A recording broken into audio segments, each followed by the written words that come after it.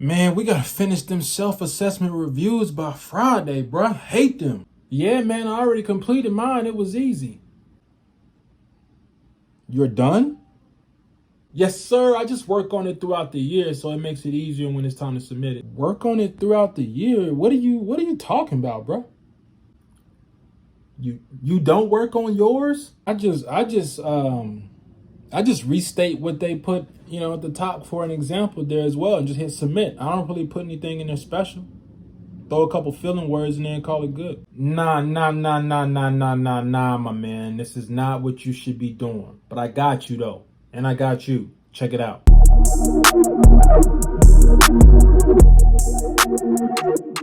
What's happening, peeps? I appreciate y'all tuning in today's episode. I got some real good content for y'all again. Before we get too deep in today's content, please like, comment, subscribe to the channel. Tell a friend to tell a friend. I appreciate all the feedback that you guys have been giving me, good and bad. I want to grow this channel. I'm real passionate about this particular information that I'm sharing with you all. And the only way I can grow this channel is hear feedback from you all in terms of what you want to hear more of going forward as well. And so I just dropped a 2-part series on networking. Real good content, getting some real good feedback on that. Hope you guys found value in that. If there's anything that I missed that you wanted me to answer for you from a question, or you want me to go a little bit deeper in specific topics, let me know. Shoot me a DM, comment below, and I'm happy to do follow-up videos to go over that information. I think someone asked me about just kind of my approaches in certain situations to be an icebreaker, if you will, from building out a network. So I can definitely share that information if that's something you want to see more of there as well. But yeah, let's get into today's content. And so reviews, right? Annual, semi-annual, quarterly. Most people don't like them, right? But they're extremely important, right? And most people don't understand why they're important. And so I want to talk about that. I want to give you kind of the do's and don'ts on that as well, and just kind of leave you with some good information for you to move forward with as well. And so ultimately, you should be thinking of these reviews as telling your story of what you've been able to accomplish, right? And so, growing up, they always tell you to be humble, but this is not the time to be humble when you get to these points, right? You need to be bragging about yourself. You need to be bragging about yourself as much as possible, right? It's important for you to tell your story, right? Because nobody else is going to tell your story like you would tell your story, because you were there for the entire time, right? And so, most people don't understand that. They just kind of go through it and just check the boxes on it and move forward just to say they completed it and not hear any complaints or feedback from the manager that you need to get it done. Ultimately, when we're thinking about this, when we were kids, when you did math and, you knew the answer, but you didn't show the work, you got knocked for that, right? And so thinking about building a case when you're doing your reviews, right? You need to show your work to tell your story in this at the end of that particular period that you're telling that review for, right? So this point of you filling out or completing that review is you building a case for the future for yourself. And I'll dive into that in a little bit as well. And so, let's talk about, to start off here, what you shouldn't be doing in your reviews, because these are the more common things that I hear or see in reviews from people that I've talked to as well. And I think I had to learn some of this information as well. But what you shouldn't be doing in your reviews, you shouldn't just be leaving sections blank, right? Everything should be filled out. There are people that just go through reviews and they're like, hey, I didn't even have anything to add to that particular section, so I just left it blank and moved forward, right? You should never do that. You should know or have something for every single section on that review to tell your story there, right? You shouldn't be using vague top statements or vague, expressions. Saw increase in my production as well, right? You shouldn't just be using a vague, felt good about what I did overall, right? You shouldn't just be using very, vague words, vague descriptions. You want to be specific in that, right? A lot of times people would just say, thought I had a good year, feel good about the next year, right? You that's not what you want to say, right? You don't want to just say you thought you had a good year. You need to put something behind that to show that what you're actually saying from a statement.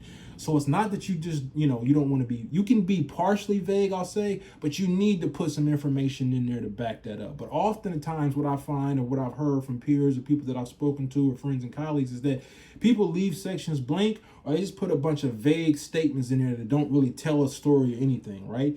You need to be thinking about this as you are building out a story for yourself. And you should be bragging on yourself in this particular thing and giving the best representation of who you are in this document that you'll be able to have as a living, breathing document ongoing there as well. Meaning you can't change it, but it's something that's going to show a level of accomplishment that you were able to do over a certain period of time there as well. So let me just kind of move forward, those to what you should be putting in there, right? And I think Jay-Z said it best: men lie, women lie, numbers don't. Stats, right? You need to be listing whatever stat that you have that makes you look good, right? If it's a number of sales, if it's a level of you opened the most accounts, if you were able to close out the most tickets, right? If you had the highest level of accuracy, list whatever you want to put in there, right? If more people are not if people are having bad attendance and you had the best attendance, list that, right? You want to put in as many stats that actually make you look good as you possibly can in there, right?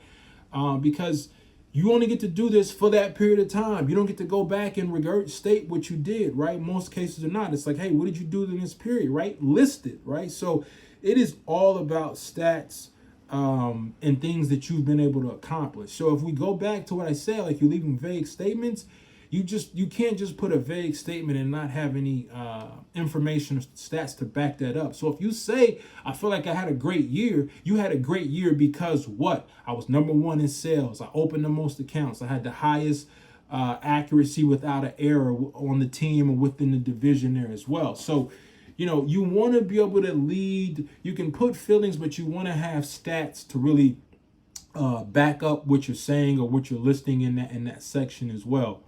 And there should essentially be an overall theme within your actual review, right? So, and what I mean by that is if you are doing a quarterly review, right? If you're having to do quarterly reviews, right? You should have your Q1.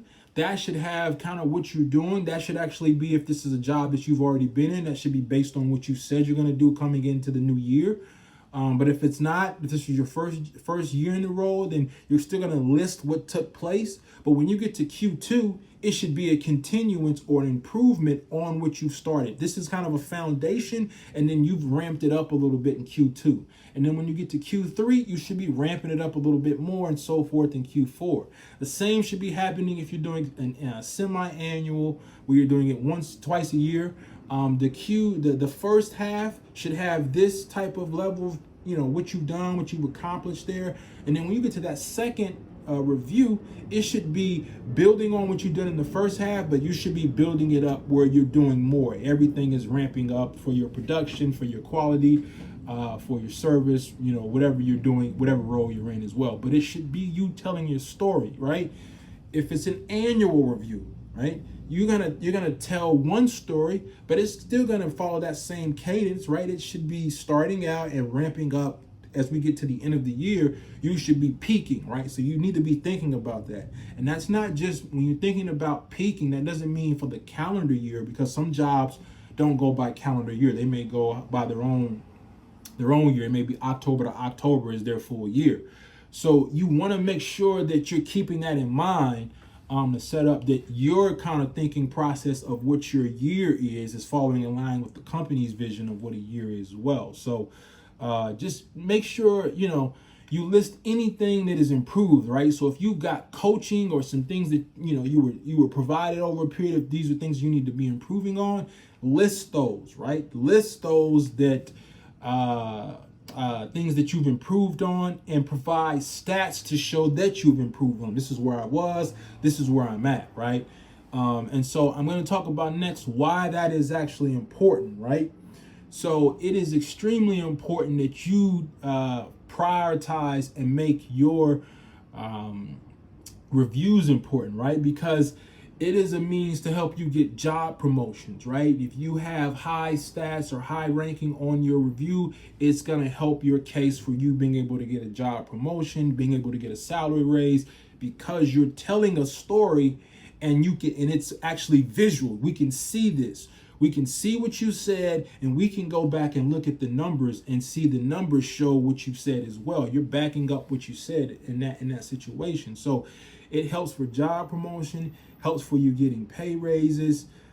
It's a great tool for you to continue the skill that will help you stay on course for building your career, right? Because if you're intentional about what you're doing, it's going to give you that consistent kind of process that you can be repeatable over and over again to help you build out your career there as well. So, and I'll give you a quick little tip there. So if you're wondering how you should be approaching keeping this information, just keep a running, OneNote, a Microsoft Word document, something that you can just go and check it once a month and review it and say, hey, is there any accomplishments, any accolades, anything that I've done from a statistical standpoint that I want to make sure I write down, right? And just write them down for that period. If it's semi-annual or quarterly, make sure you kind of keep it as a running sheet or a running document. List what you did in that quarter and make sure you put a line beneath that or something so you don't double up on it and going forward there as well. But just keep a running, tab, spreadsheet, something that you can continually list that information for, and it'll help you just be successful. So when you get to that point, when you have to do the review, you're not just kind of scrambling and trying to remember what you did or didn't do there as well. So, but it's a great tool to help you to build your case for your career progression, your salary raise, job promotions, etc. on it as well. And companies really won't recognize you unless you build your case, right? You have to build your case, right? I think that's often people expect people to just, say, oh, we see you.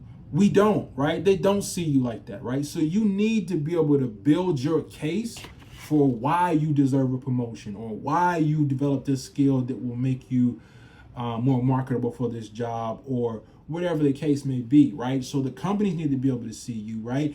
And by you consistently doing that, if you ever decide to apply with a job externally, so not within your organization, you will have an abundance of different things that you can show or remember in the course of that interview that you can kind of pull out, right? You can list this information on your resume, right? Some of it on your resume, but then you can also just kind of have it built into your mind, built into your brain, because you're so used to understanding, things that you've done. You'll be able to bring scenarios up of how you took some feedback and improved it. And so it really just sets the tone for you to build out a successful career with an organization, or just for your own personal career as well. It doesn't have to be with an organization. You may have to move on to other endeavors there as well. And so, I really just wanted to double check on my notes here. That's the information I really wanted to cover in today's topic or today's content. Just thinking more appropriately about reviews, right? Because they're extremely slept on and they're extremely important to the success of your career there. So I hope you guys enjoyed today's content. I'm going to drop this and appreciate any feedback that you have. As always, if I'm lit and you lit and we lit, so stay lit. I'm out.